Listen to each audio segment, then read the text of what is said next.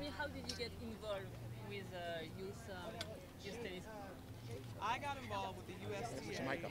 Put your mic up there. helping this initiative to keep kids active through sports and fitness and tennis, because this is something I've been doing for years. I've been talking about why it's an epidemic that, we have childhood obesity and all these diseases from kids being inactive. And I think it's great that the USTA wants to get kids involved in sports at a young age, make sure they have a positive experience. That's why they're incorporating the foam balls, the shorter courts, the smaller rackets, so that kids can focus on having fun opposed to all of the technical side of tennis.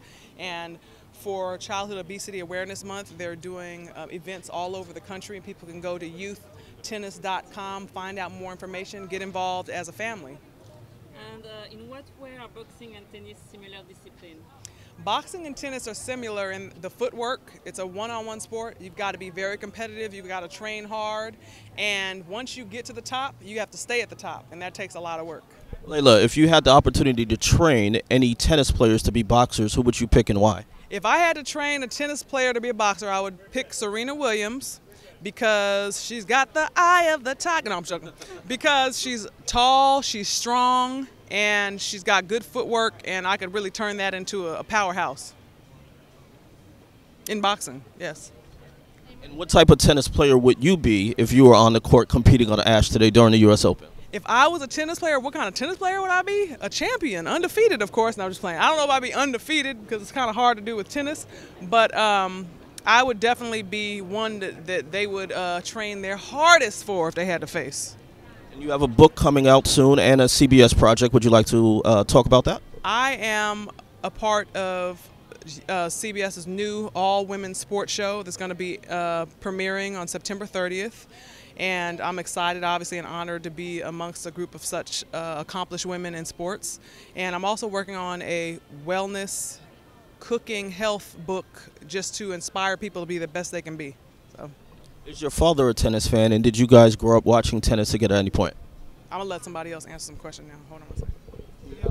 One more thing, I guess, about this particular event. Of course, getting kids involved is one thing. Keeping them involved is kind of another. How do you, I guess, propose that kids kind of, we help kids stay involved? I think the key to keeping kids involved in sports is making sure they have a good experience the first time. And that's why it's so important to make sure it's easy enough and fun enough that they'll want to continue playing. Usually with kids, if they have a bad experience, they don't want to try it again. So a lot of times you get one shot.